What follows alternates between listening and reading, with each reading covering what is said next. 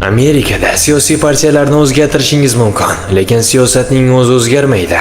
Xitoyda esa partiya o'zgarmaydi, biroq siyosat o'zgarishi mumkin. Ya'ni o'sha paytda Xitoy kommunistik davlat bo'lishdan to'xtagan demoqchimisiz? Aslida Xitoy bu jonli va jadal rivojlanayotgan bozor iqtisodiyotiga ega davlat, ammo u kapitalistik mamlakat emas.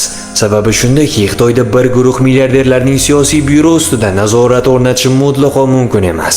Chunki Amerikadagi siyosatni aynan milliarderlar boshqaradi. Xitoyda bozor iqtisodiyoti kuchli rivojlangan bo'lsa-da, kapital hech qachon siyosiy hokimiyatdan yuqori tura olmaydi. Va uning maxsus daxlsiz huquqlari ham yo'q. Amerikada esa kapitalning o'zi, uning manfaatlari, hatto davlatning o'zidan ham ustun qo'yilgan. U yerda siyosiy hokimiyat kapitalning hukmronligini jilovlashga ojiz. Aynan shuning uchun Amerika kapitalistik davlat hisoblanadi. Xitoy esa unday emas. Shu boisdan so'nggi 65-66 yil davomida yagona partiya boshqarib kelayotganiga qaramay, Xitoyda yuz bergan siyosiy o'zgarishlar zamonaviy tarixdagi boshqa har qanday yirik davlatnikidan ko'ra ancha kengroq, chuqur va ulkan bo'lgan. Siz har qanaqasiga tizimning bir qismisiz. Lekin kimsiz?